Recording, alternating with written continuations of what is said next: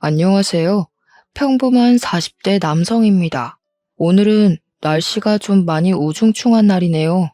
오늘 저희 아파트에 작은 사고가 있었는데 그 때문에 출근길이 다소 어수선했어요. 아파트 입구 앞에 구급차랑 경찰차가 세워져 있었고 사람들이 구경하고 있는 것만 슬쩍 본 뒤 빠져나와서 잘 몰라요. 그런데 출근길 내내 한동안 아침 상황이 머릿속을 맴돌더라고요. 제 아내도 한때 소방관이었는데 문득 과거 생각이 나서 잠깐 제 삶을 돌아보게 되었어요. 아내는 제 인생의 가장 큰 선물이라고 해도 과언이 아닌 사람이거든요. 문득 아내를 만난 처음과 그 과정이 그려지면서 퇴근까지도 추억 회상에 많이 잠긴 채로 보냈습니다. 싱숭생숭한 기분으로 집에 와서 TV를 보는데 사연 프로그램이었어요. 문득 제 이야기도 한번 꺼내보고 싶더라고요. 요즘은 휴대폰이 잘 되어 있으니 이리저리 검색을 해봤죠. 역시나 개인 사연 봐주는 곳들이 많더라고요. 그래서 한번 써보려고요. 제 이야기가 너무 묵직해서 마음이 무거울 수도 있겠지만 제 인생 한번 들어봐 주시면 감사하겠습니다. 말씀드렸다시피 제게는 목숨을 내줘도 아깝지 않을 만큼 사랑하는 아내가 있어요. 아내랑 처음 만난 그 사소했던 순간을 저는 아직도 생생하게 생각하고 있고 제 인생에서 아내 말고 다른 짝은 눈 감을 때까지 평생 없을 거라 믿고 있죠. 저는 친구를 통해서 아내를 만났습니다. 아내는 친구가 일하는 직장의 후배였는데 친구랑 친하다길래 저랑 같이 술 먹는 자리에 아내를 초대했었어요. 당시 인생을 많이 살았다는 생각은 안 했지만 그래도 돌아가는 사회를 모를 만큼 나이를 덜 먹지는 않았다고 봤는데 진짜 인연을 만나면 첫눈에 반할 수도 있다는 걸 깨달았어요. 그날 친구와 아내랑 술자리를 가지면서 아내의 시원시원한 성격을 보고는 첫눈에 넘어가 버렸습니다. 지금 생각해도 정말 소설 같은 경험이었죠. 저는 그렇게 여성분께 먼저 다가갈 만큼 용기가 있는 남자는 아니었는데 그날은 아내에게 먼저 연락처를 물었습니다. 놀랍게도 아내 또한 저를 관심 있게 봐줬다고 하더라고요. 그 수락이 제게 얼마나 짜릿함을 주었는지 글로는 설명 못하겠네요. 그렇게 좋아하는 사람과 연인이 되는 기적을 맛본 저는 아내에게 정말 잘하고 싶었습니다. 그런데 오히려 제가 아내의 매력에 더 눈이 멀게 되었어요. 아내는 집안 형편이 넉넉한 편이 아니었는데도 늘 어딘가에 기부를 하는 사람이었고 불의가 눈에 보이면 바로 경찰에 신고를 했으며 특히 위험할 수 있는 사고 현장에도 겁을 먹거나 주춤거리지 않는 여장부 타입이었습니다. 뭐든 어려운 곳이라면 사명감을 갖고 가장 먼저 뛰어들어 상황 해결에 도움을 주는 사람이었어요. 볼 때마다 그렇게 여린 사람이 어떻게 남자도 힘들어하는 일들을 겁없이 달려들 수 있는 걸까? 놀란 적이 한두 번이 아닌데요. 사실 그런 훌륭한 일을 하는 제 아내는 직업이 소방관이에요. 아마 그 모든 용기가 소방관이니까 가능한 일이 아니냐, 그렇게 생각할 수도 있겠죠. 저는 그런 걸 따지고자 말씀을 드린 건 아닙니다. 제겐 없는 용기와 정의감이 아내에게 그득한 걸 보니 좋아하는 마음을 넘어 그 사람을 닮고 싶은 존경심까지 들었다는 걸 말씀드리고 싶었어요. 제게 아내는 그저 유일한 하늘 같은 존재였습니다. 저희는 연애를 좀 길게 했어요. 사실 제가 사귄 지 6개월 만에 아내한테 결혼하고 싶다고 솔직하게 고백했었는데요. 아내도 제 마음을 흔쾌히 받아주었거든요. 그래서 뛸 듯이 기뻤으나 청혼 이후로 결혼 진행 상황은 거의 1년 가까이 미루어졌습니다. 결혼을 속전속결로 진행하지 못했던 건 바로 우리 집 때문이었어요. 저희 집은 제가 외동이고 부모님이 같이 학원 사업을 하고 계셔서 좀 유복하게 사는 집안입니다. 그냥 친척 대대로 살림 넉넉한 편이라서 어렵고 부족하게 산다는 말은 우리 혈통에서 어울리지 않는 말이었어요. 반면 아내 집은 정반대였습니다. 아내 집은 아내가 가장인데다가 아내 밑으로 딸린 동생이 무려 셋이나 있었어요. 아내를 만날 때마다 집 앞까지 데려다줘서 대충 분위기는 알 수 있었는데 아내는 달동네 같은 곳에 살고 있었고 보안도 허술한 집에서 북적북적 시끄럽게도 지내더라고요. 어느 날엔 아내가 저더러 들어와서 차 한잔하고 가라 한 적이 있었어요. 그렇게 처음으로 아내 집에 발을 들였을 때는 솔직히 좀 많이 당황했습니다. 살면서 그 정도로 허름한 느낌의 집은 TV로만 봤었거든요. 늘 디퓨저 향이 나는 저희 집과 달리 아내 집은 말린 생선 냄새가 나는 독특한 집이었습니다. 흔히 사람들이 말하는 가난한 집 그 자체였어요. 하지만 저는 그것마저 아내의 매력으로 보였고 가족이든 시민이든 누군가를 위해 열심히 사는 아내가 더더욱 멋있어 보였어요. 심장이 뛸 만큼이요. 근데 저의 마음과 부모님의 마음은 많이 달랐습니다. 제가 부모님께 먼저 만나는 여자친구가 있고 결혼 생각까지 하고 있다고 얘기를 했을 때 부모님이 처음에는 관심을 가지면서 표정을 밝혔거든요. 그러다 어떤 집안이냐고 묻는 말에 제 대답이 사단을 좀 일으켰습니다. 가난도 어느 정도여야지. 젊을 때 사서 고생해야 된다는 말 같은 건 다 못 사는 사람들이나 하는 소리야. 쓸데없는 생각 말고 가볍게 만나다가 정리해라. 만나보지도 않고 함부로 얘기하지 마. 나 정연이 아니면 결혼 생각도 없어. 내가 정연이한테 확신이 있다는데 왜 그런 식으로 말해? 나 지금 엄마 아빠한테 결혼 허락받는 거 아니고 통보하는 거야. 엄마 말 틀린 거 없다. 너 나이도 생각해야지. 마냥 어린애들처럼 사랑 가지고만 사는 게 결혼인 줄 알아? 결혼은 현실이라는 말이 괜히 있겠어? 사람은 같은 수준끼리 어울려야 되는 거야. 잔말하기 귀찮으니까 빠른 시일 내에 정리해라. 부모님은 엄마나 아빠나 누구라 할 것 없이 제 아내를 만나보기도 전에 거절을 했습니다. 그 때문에 저는 미안하게도 아내한테 선뜻 결혼 인사드리자는 말을 못하고 있었어요. 청혼을 하고 나서 그 정도로 시간이 흘렀으면 제게 불만을 표할 법도 한데 아내는 그저 제가 먼저 말을 꺼낼 때까지 재촉하는 게 없었습니다.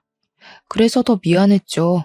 분명 아내도 결혼에 대해서 염려하고 있었을 텐데 말입니다.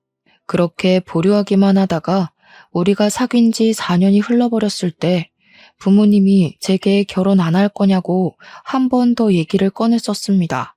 그래서 저는 아직 그 여자친구 만나고 있다고 솔직하게 얘기를 했죠.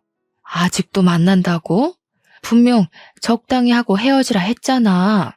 어차피 결혼도 안 할 거 뭐하러 길게 끌어? 네 나이가 벌써 30대 후반이야. 평생 혼자 살다 혼자 죽을래? 제발 엄마 아빠 나쁜 사람 만들지 마라. 내 결혼이야. 엄마 아빠 좋자고 결혼해? 엄마 아빠 마음에 드는 여자랑 결혼했다가 이혼하면 내 인생 보장해 줄 거야? 내가 정연이 아니면 안 되겠다고. 사춘기 때도 잠잠하던 놈이 왜 갑자기 늦바람이야? 우리가 너 하나 보고 투자한 세월이 얼만데. 고작 그런 비렁뱅이하고 결혼하라고 먹여 키운 줄 알아? 이번이 마지막 경고야. 헤어져. 부모님의 변함없는 반대는 결국 저의 인내를 범람하게 만들었습니다. 몇 년을 참았으면 많이 인내했다고 생각했어요. 그래서 부모님 반대에도 불구하고 저는 아내에게 솔직하게 저희 집 사정을 말했고 혼인신고하자고 말을 했어요. 미안해. 근데 우리 부모님은 상관할 거 없어. 내가 뭐 부모님 돈 받고 사는 사람도 아니고 이미 자립적인데 결혼 하나 내 뜻대로 못하겠어? 저는 불안해서 계속 설명을 덧붙이고 더하고 했지만 아내는 제 말을 가만히 들어주다가 저를 안아줄 뿐이었어요. 그래도 저를 토닥거려주는데 제 감정을 다 이해하고 있는 것 같아서 말문이 절로 닫혔어요. 그리고 아내가 조곤조곤한 목소리로 말을 해주더라고요. 혼자서 부모님이랑 씨름하느라 마음고생 많았겠다. 오빠 뜻대로 할게요. 나는 오빠 마음 힘들게 하는 사람이고 싶지 않아. 아내는 제 혼인신고를 받아주었습니다. 저희는 아내의 가족들에게만 축복을 받으며 혼인신고를 했어요. 그리고 혼인신고서를 제출한 날 아내 식구들을 데리고 소고기 먹으러 가서 저희끼리 피날레를 했죠. 제 부모님이랑은 당연히 연락을 끊었습니다. 그대로 제주도로 신혼여행을 갔고 조촐하게 우리 둘만의 식도 올렸어요. 그 뒤로 저희는 제 사비와 아내의 목돈으로 방 3개인 집을 전세로 구하였습니다. 장모님과 어린 처제들을 그 빈민촌에 둘 수 없어서 데리고 와 같이 살았어요. 처음 이사를 갔을 때 장모님은 제 손을 잡고 고맙다고 연신 눈물을 흘리셨습니다. 어른이 돼서 능력도 없이 젊은 자네한테 이런 짐을 지게 해서 미안해. 내가 감히 자네처럼 과분한 사람한테 장모 노릇을 잘할 수 있을지 모르겠지만 내 새끼들이랑 자네 밥 굶길 일은 없을 거야. 그건 내가 장담해. 장모님, 왜 그런 생각을 하세요? 이렇게 밀어붙인 건 누가 시켜서 그런 게 아니라 제가 제 아내랑 아내, 가족들이 다 좋아서 그런 거예요. 제발 마음 편하게 가져주세요. 그게 저한테 보답하시는 겁니다. 저는 아내 가족과 지내면서 그동안 느껴보지 못한 안정감을 느꼈습니다. 출퇴근이 기대되었고 눈 감고 눈 뜰 때마다 제 곁에 아내가 있다는 것이 너무 행복했어요.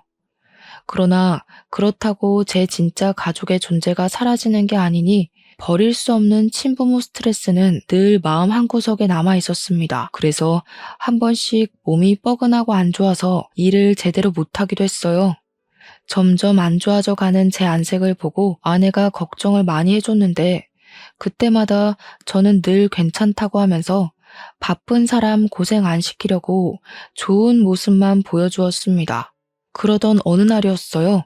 그날은 만성 스트레스 탓인지 유난히 몸이 안 좋았는데 어렵게 운전을 했지만 겨우 집까지 무사 귀가하였거든요.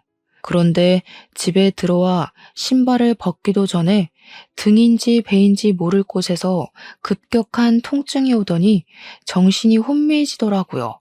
그리고 뭔가 제 중심이 흐트러지는 것 같았는데 그 뒤론 기억이 없었습니다. 기절을 해버린 것이었죠. 제가 다시 눈을 떴을 때는 이미 병실이었고 제 곁에는 부모님밖에 없었어요. 상황이 어떻게 된 건지는 뒷전이었던 저는 일단 아내를 당장 보고 싶었습니다. 저 때문에 놀랐을 아내를 안심시켜야 했어요. 그래서 부모님께 아내 어딨냐고 물었더니 엄마가 바로 정색하더라고요. 내가 잘 말해놨다. 너는 이미 다른 여자랑 결혼이 예정되어 있는 애라고. 그러게 진작 엄마 말을 들었으면 몸에 문제 생길 일은 없었을 거 아니니? 뭐라고? 제정신이야? 우리 혼인신고했어. 정연이 내 아내라고. 엄마가 뭔데 그런 소리를 해. 왜 내 허락도 없이 정연이랑 말 섞냐고.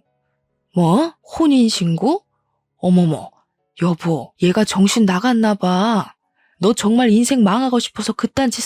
됐다. 결혼 생활 한 달도 안 됐으면 그냥 미혼남이랑 똑같은 거야. 누가 한 달 살고 헤어진 걸 부부로 보겠니? 앞으론 제발 부모 말 좀 듣고 우리가 짝지어주는 여자를 만나. 나 엄마 아빠 없다고 생각하고 정연이랑 결혼한 거야. 무슨 말인지 모르겠어? 엄마 아빠보다 정연이가 더 중요하다고. 정연이 어딨어? 휴대폰 가져와. 내 휴대폰. 시끄러워. 어디서 듣도 보도 못한 미천한 여자랑 결혼해서 인생 골로 가려는 거야? 엄마가 이런 것까지 신경 써줘야겠니? 더는 목소리 높이기 싫다. 어차피 다 해결됐어.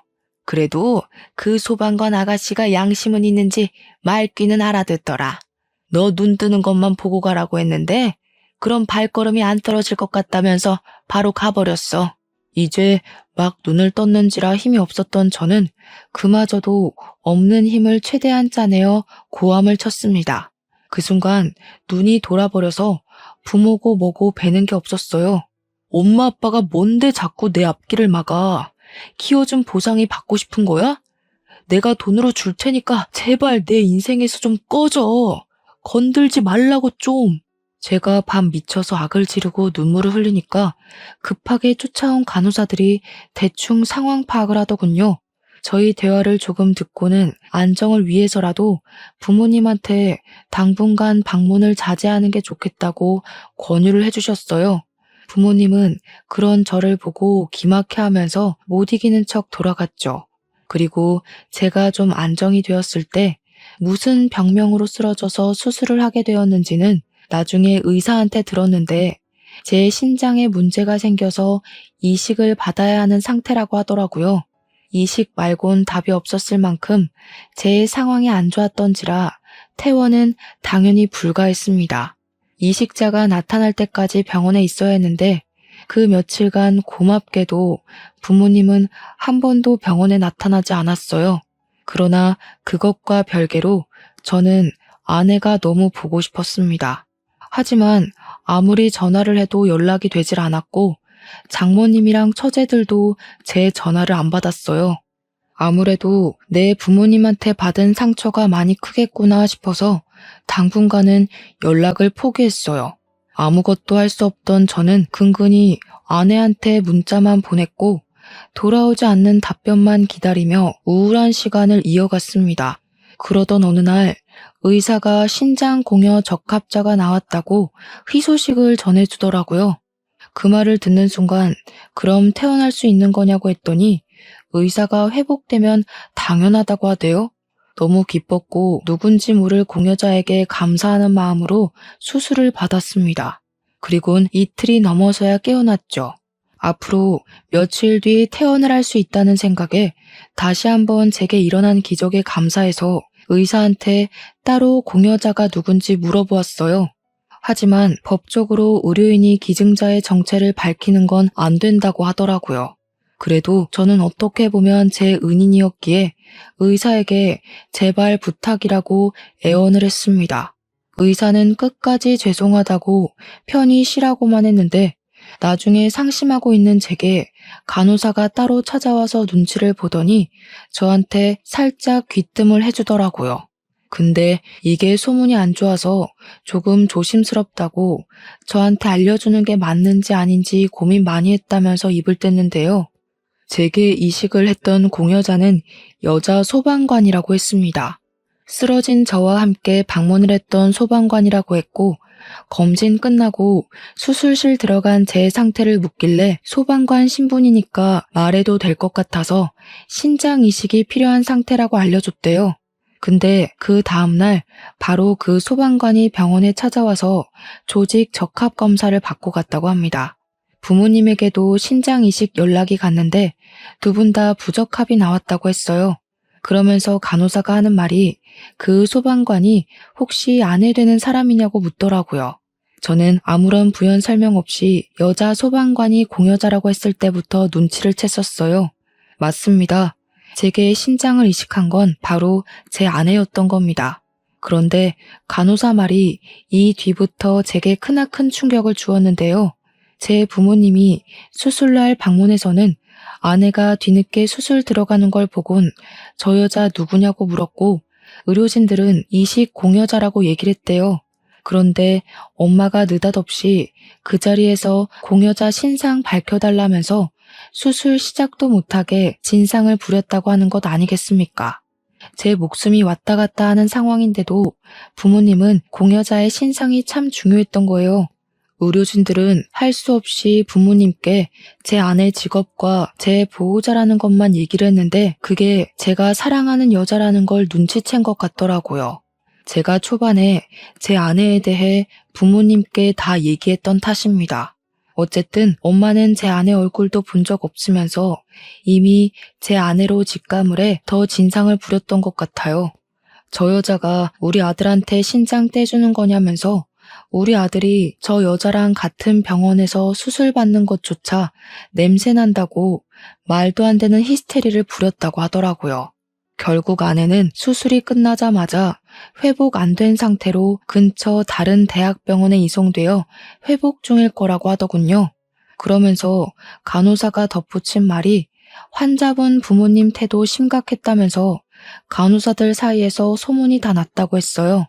감히 이식 공여자를 냄새난다고 치우라고 한 진상들은 처음이었다고 하네요. 심지어 자기 자식을 살려줄 부모인 사람들이 말이죠. 모든 사실을 알자 저는 부모님을 정말 용서할 수가 없었습니다. 퇴원할 때가 되어서 저는 부모님껜 연락도 하지 않고 바로 신혼집을 찾아갔어요. 근데 집이 텅텅 비어 있더라고요. 여기저기 식구들 짐을 뒤져봐도 빈 방뿐이었습니다. 장모님과 처제 행방도 걱정이 되었지만 제게는 아내가 더 급했어요. 혹시 아직 병원에 입원해서 회복 중인가 싶어 아내가 입원했다는 곳에 찾아가 봤지만 아내는 이미 퇴원 처리가 되었다고 하더라고요. 그래서 그 다음에 찾아간 곳은 소방서였어요. 그곳에서 저는 아내의 소식을 알 수 있었고 동시에 믿을 수 없는 사실까지 듣게 되었습니다. 이식을 하면 최소 일주일은 회복 기간을 가져야 하나 아내는 쫓기듯 3일 만에 퇴원을 강행했다고 했어요. 그리곤 병원 입구로 걸어가다가 그 앞에서 꼬마 2명이 교통사고 날 뻔한 상황인 걸 보고서 무작정 달려들었대요. 그렇게 꼬마 2명을 살리고 그대로 아내가 사고 났다고 합니다. 그래서 제 아내가요, 식물인간이 되었대요. 심각한 뇌 손상을 입어 의식이 없다고 말을 하는 거예요. 청천벽력 같은 그 얘기를 듣고 다리에 힘이 풀려서 한참을 울었습니다.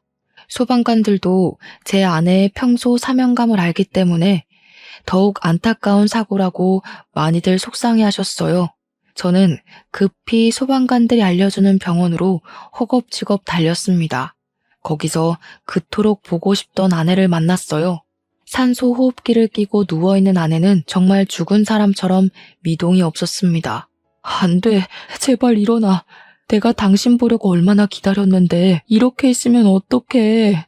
나더러 당신 어떻게 보라고 이러고 있어. 제발 일어나. 저는 아내 손을 붙잡고 얼굴을 쓰다듬으며 깨우려고 했지만 아내는 꿈쩍도 하질 않았습니다. 뒤늦게 회신온 의사가 아내가 사고 때 60m까지 날라서 구르는 바람에 뇌에 너무 큰 충격이 가해졌다고 했어요.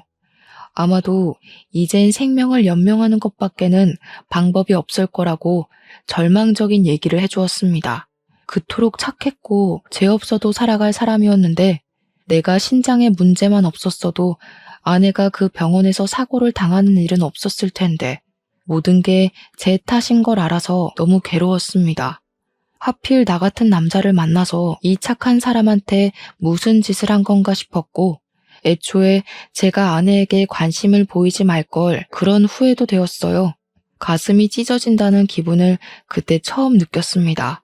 그렇게 거의 일주일을 울고 자책하며 아내 곁을 못 떠나고 지내다가 이 사실을 아내 가족에게 알려야 할 것 같아서 다시 장모님께 연락을 드렸어요.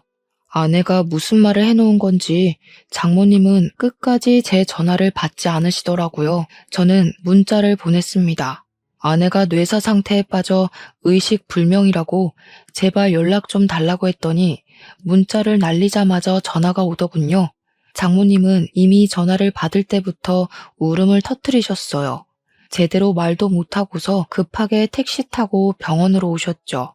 장모님은 아내를 보고 충격의 말을 잇지 못했고 제가 그랬던 것처럼 아내 손을 잡고 펑펑 우셨습니다. 그리곤 진정이 되었을 때 저한테도 미안하다고 했어요.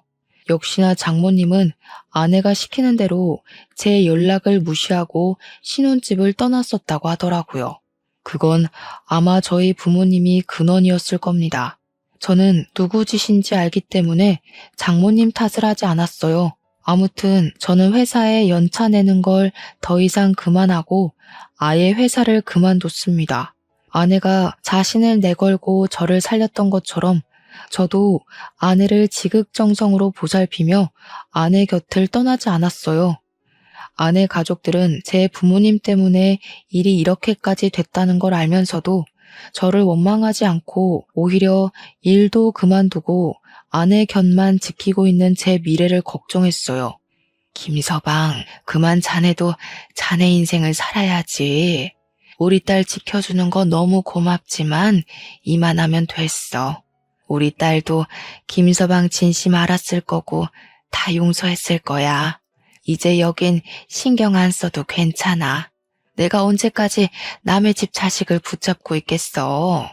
아무리 부모가 원망스러워도 이건 도리가 아니지.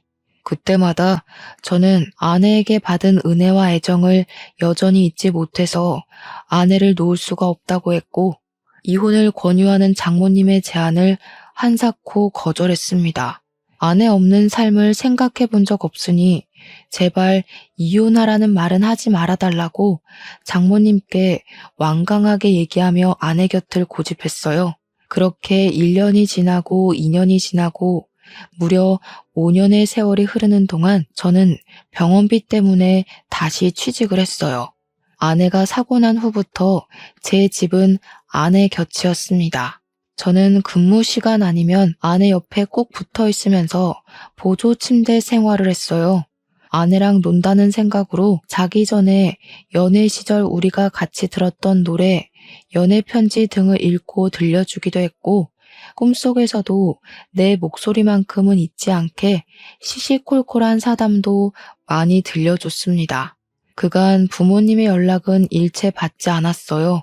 그저 나랑 아내한테 용서를 구할 생각이 들면 그때 연락하라고 문자만 보냈습니다. 그렇게 저는 아내만을 위해 기도하고 소원하며 24시간을 매일 지내왔는데요. 이게 아무래도 기계가 아닌 사람 일이다 보니까 어쩔 수 없는 심적 변화가 생기나 봐요. 물론 저는 여전히 아내가 살아있다고 믿었습니다. 그러나 장모님은 이미 아내 상태에 대해 체념을 한 것 같았어요. 주말이라서 제가 일을 쉬는 날 아내의 손톱 정리를 해주고 있었는데 장모님이 저더러 병원 앞에 국밥 한 그릇 먹으러 가자고 하더라고요. 그래서 오래간만에 장모님이랑 마주보고 식사를 했는데 한술도 못 뜨던 장모님이 한참 망설이시더니 되게 슬픈 목소리로 입을 여는 겁니다. 김서방, 이제 그만 포기할까 싶다. 너도 할 만큼 했고 병원에서도 더 이상은 가망이 없다고 하잖니. 그게 무슨 말씀이세요? 정연이를 포기하겠다는 거예요? 왜요? 저희 잘 지내고 있는데 왜... 김서방 마음 잘 알아. 우리 딸 엄마로서 내가 너무 고맙고 늘 미안해. 그렇지만 벌써 5년이야. 내가 김서방 이런 식으로 썩히는 게 너무 보기가 힘들다. 그때 제가 오랜만에 얼마나 서럽게 울었는지 모릅니다. 목까지 열이 올라올 만큼 벌건 얼굴로 울었어요. 장모님이 어떤 마음으로 그런 말씀을 하시는지 알아서, 또 그게 얼마나 가슴 아픈 용기인지 알아서 모든 게 무너지는 것처럼 슬펐어요. 아내가 처음 사고 난 순간을 목격한 것처럼 그 자리에서 오열만 했습니다. 그럼에도 제가 도무지 제 고집을 못 꺾겠더라고요. 이대로 아내를 보내고 싶진 않았으니까요. 죄송해요, 장모님. 근데 저는 아내가 이렇게 숨을 쉬고 있는데 왜 자꾸 가망이 없다고 하는지 모르겠어요.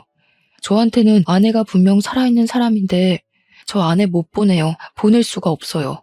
장모님도 마음 많은 딸을 보내고 싶지 않았는지 제 진심에 손을 잡아주면서 울기만 했습니다. 그래도 장모님이 제 뜻을 따라주었어요. 하지만 저희 모두의 시간은 갈수록 더 버거워졌고 제 마음도 나날이 피폐해져 가길 1년이 더 지났어요. 그리고 이듬해 봄, 제게 놀라운 일이 일어났습니다. 바로 제 아내가 기적적으로 의식을 되찾은 것이었어요. 여느 날처럼 제가 아내 손이랑 얼굴을 닦아준다고 손수건을 빨아왔는데 그 순간 아내의 속눈썹이 움직이는 걸 보았습니다. 머리부터 발끝까지 소름이 끼쳤던 저는 놀라서 바로 울음을 터뜨렸고 급히 의사를 호출했어요. 사실 식물인간인데 의사를 호출할 일은 별로 없거든요. 근데 울릴 리 없는 호실에서 호출이 울리니까 의사에다 간호사까지 다 뛰어왔더라고요. 아마 사망인 줄 알았겠죠. 그런데 제가 뜻밖의 보고를 하자 의사가 더 놀라서는 아내의 상태를 당장 살폈어요. 그러다가 굉장히 기함을 하셨습니다. 의사는 말을 더듬었을 정도로 제 아내의 상태를 놀랍게 듣는 진단을 내렸어요. 제 아내가 기적처럼 의식을 회복했다는 것입니다. 그리고 그날 저녁 아내가 완전히 눈을 떴는데 안타깝게도 후유증이 있었어요. 아내가 저 말고는 아무도 기억을 하지 못하더라고요. 장모님이랑 자기 동생들까지도 말이죠.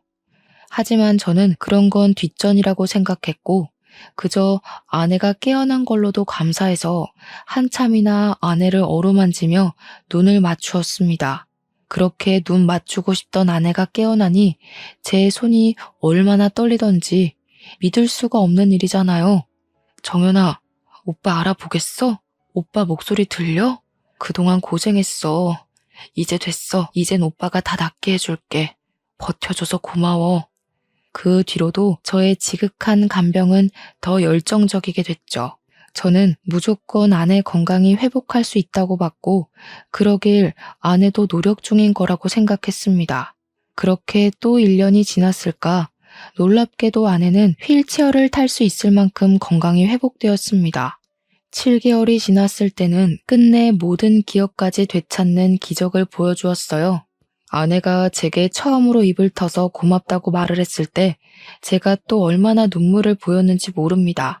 이 사실은 병원 임직원들한테 모두 소문이 났고 우리는 병원에서 거의 스타급의 관심을 받았어요. 실제로 모르는 병실 환자와 보호자들이 우리 병실을 찾아와서 아내의 건강을 같이 기원해 주기도 했고 자기도 식물인간 보호자인데 우리를 보고 희망이 생겼다면서 되레 고마워하는 분들도 계셨습니다. 우리가 태어난 날에는 병원에서 꽃다발과 백화점 상품권도 선물 받았어요.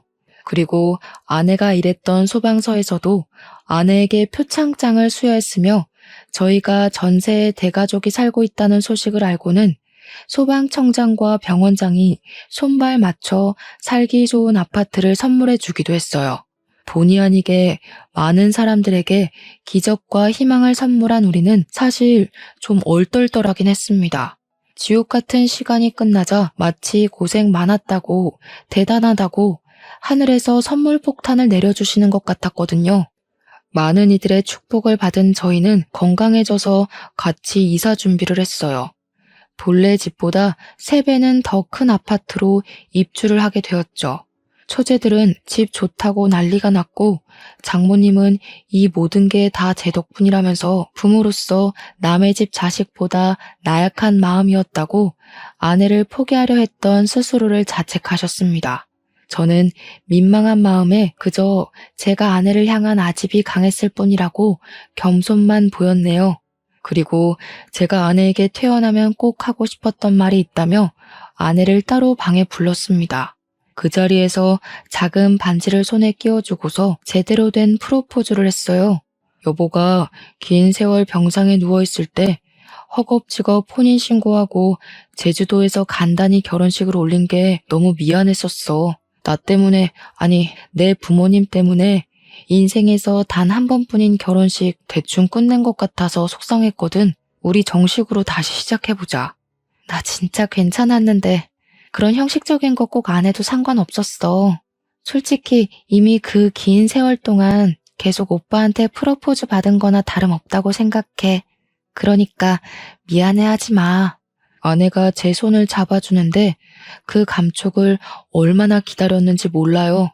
아내가 깨어나고 수도 없이 현실을 자각하기 위해서 손을 잡아달라 그렇게 졸랐는데 아직까지도 아내와 접촉을 할 때마다 사랑하는 사람이 살아있어서 감사함을 느껴요. 너 마음 잘 알지.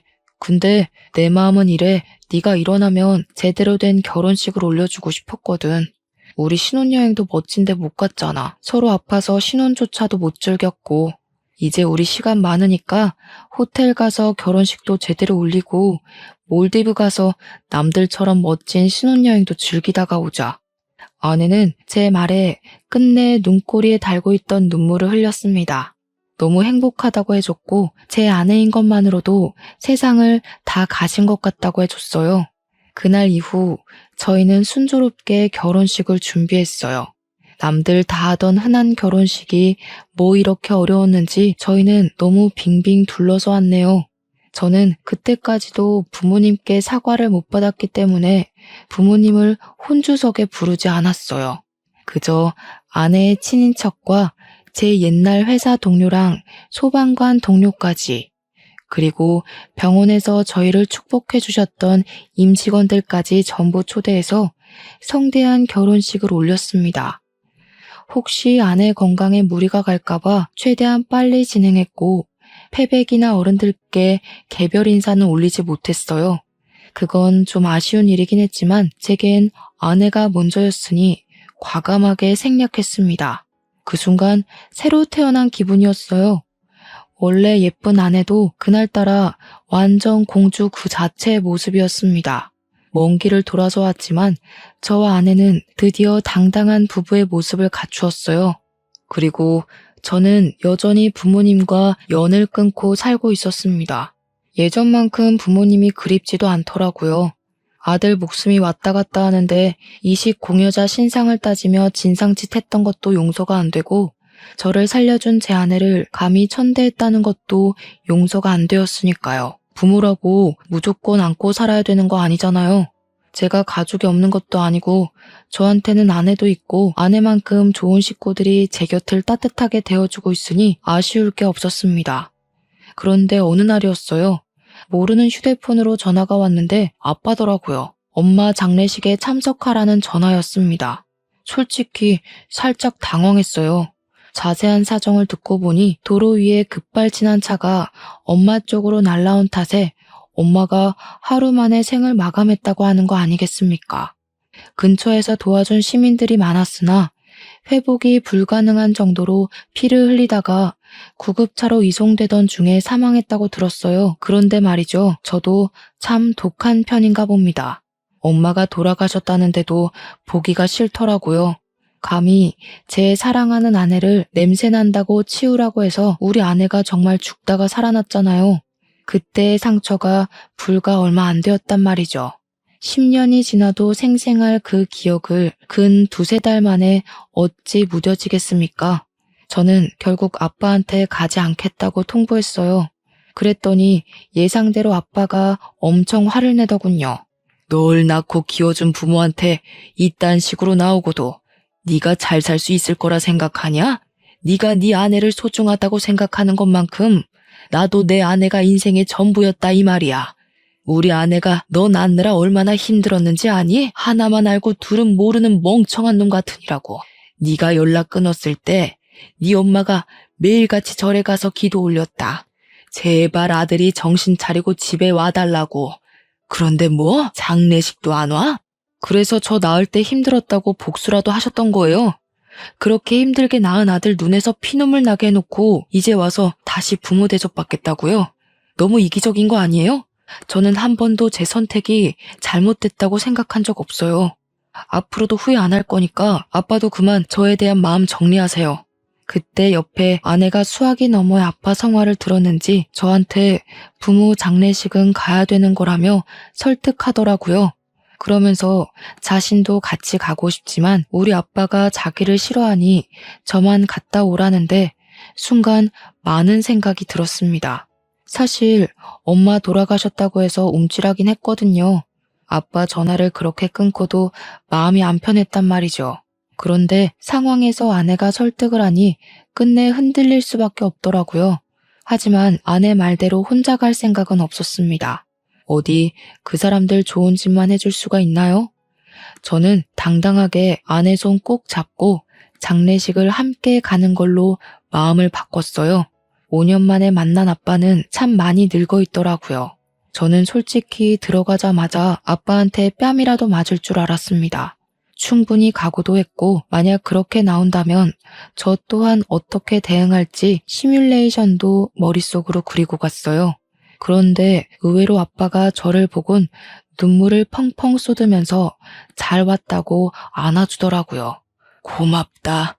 이 아비가 너한테 계속 못난 모습만 보였구나. 하나밖에 없는 자식이라 더 욕심을 부렸던 것 같네. 네 엄마도 아들 왔다고 좋아하겠어. 그날 아빠의 눈물을 처음 보았습니다. 마음이 많이 흔들렸어요.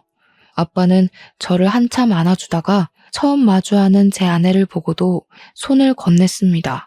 아내 손을 잡아주면서 진심으로 반성하는 태도를 보였어요. 미안하다. 내가 감히 너를 어떻게 새아가라 부르겠냐마는 어찌됐건 고맙구나. 네가 우리 아들을 살린 사람인데 너한테 그래선 안 되는 거였는데 노망한 어른으로서 참 너를 볼 낯이 없어. 네 시어미도 최근에는 너한테 용서 구하려고 편지도 쓰고 그랬거든. 하늘이 우리가 저지른 죄에 많이 노하셨나 보다. 용서할 기회를 안 주시는 것이 정말 미안하다, 아가. 이때 저와 아내 그리고 아빠는 늦은 시간까지 빈소에서 함께하면서 서로의 마음을 다 터놓고 대화를 나눴습니다. 그렇게 아빠와 저희의 관계는 개선되었어요. 이렇게 대화만 잘하면 풀리는 게 부모 자식 간의 관계인데 서로 이해하지 못해 역시나 먼 길을 둘러와 버렸네요. 그래서 영원히 엄마의 얘기는 들어보지 못하게 되었지만 아마 엄마도 아빠처럼 저희에게 미안했다고 안아주지 않으셨을까 믿어봅니다. 아빠는 엄마 없이 혼자 사는 집이 너무 넓다고 그만 팔아버리고 바다 앞에 멋진 집을 짓고 살 거라고 했어요. 그리고 1년 뒤 부모님 집이 팔렸는데요. 아빠가 뜬금없이 저한테 남는 돈 5억을 증여해 주더라고요. 아빠 말로는 자식 결혼했는데 아무것도 안 해줄 수가 있냐고 뒤늦은 혼수비라고 챙겨주셨습니다. 그리고 아빠가 지을 거라던 집은 1년에 걸쳐 정말로 코앞에 바다가 있는 멋진 3층짜리 주택으로 완공이 되었어요. 드라마에서나 보던 별장이 눈앞에 있는 분위기였습니다. 근데 왜 굳이 바다 앞으로 위치를 고집했어? 여름엔 덥고 겨울엔 추울 텐데. 주변에 사람도 없어서 심심하지 않겠어? 으이그, 넌 네 아내한테만 관심 있고 내 아내한텐 관심도 없지? 우리 아내가 백날 첫날 노래를 불렀다. 바다가 훤히 보이는 집에서 살고 싶다고 말이야. 그땐 나도 일하느라 서울에 살아야 되니까 어쩔 수 없다 생각하고 귓등으로만 들었는데 마누라가 없으니까 그게 그렇게 마음에 걸리더라고. 네 엄마가 엄청 바다 노래를 불렀거든. 하늘에 있는 내 마누라가 한 번씩 나 보러 내려올 때 시원한 바다 한 번씩 보고 갔으면 해서. 아빠 말을 들으니 그렇게 악연 같고 밉기만 하던 부모님도 저처럼 좋아하는 무언가가 있고 그리워하는 존재가 있는 사람이란 걸 느꼈어요. 평생 안 보고 살 생각이었는데 그날은 화해할 기회도 없이 떠나버린 엄마가 보고 싶었습니다. 이젠 이 세상에 없지만 뒤늦게 아들로서 죄송했다고 말씀드리고 싶더라고요. 진심으로 부모님 속 썩인 걸 속으로 사죄하고 반성을 했었습니다. 아들의 못난 모습만 보고 세상을 뜬 엄마에게 밤마다 속죄하고 있는 제 마음이 닿았으면 싶네요. 제 아내는 몸이 많이 약해져서 소방관을 그만두고 저랑 같이 행복한 여생을 즐기는 중입니다. 돈은 벌어야 되지만 아직은 부모님이 증여한 재산이 많이 있고 또 옆에 있는 아내와 같이 있을 수 있을 때 많은 시간을 함께하고 싶어서 직장은 여유 있게 구하려고 해요. 원래 사람은 천국과 지옥을 반복하는 삶을 산다는데 저한테는 천국을 맛보기 위한 지옥의 구간이 좀 길고 강하지 않았나 싶어요. 이번 일을 통해서 항상 인간은 누군가 죽고 나서야 후회하는 동물인가 싶은 생각도 들었는데요. 제 아내를 5년 되는 기간 넘게 간병해서 겨우 살렸지만 그 지옥 같던 5, 6년의 기간 동안 다시는 아내의 눈동자를 마주하지 못하면 어쩌나 싶어서 못해준 것만 자꾸 생각이 나는 거 있죠. 있을 때 잘하라는 말도 제가 얼마나 뼈아프게 느꼈는지 모릅니다. 저는 지금 그 기회가 다시 와서 아내에게 최선을 다하고 있지만 또 한편으로는 엄마한텐 그 기회를 얻지 못해 후회도 하고 있어요. 내 의지로 안 보고 사는 것과 더는 기회가 없어서 못 보고 사는 건 완전 천지 차이인 거잖아요. 그러니까 우리 모두 곁에 있는 소중한 사람들과 부모님한테 뒤늦은 후회는 없도록 최선을 다하는 삶을 살다가 가도록 해요. 지금까지 저의 기적과 행운에 대한 사연이었습니다. 들어주셔서 고맙습니다.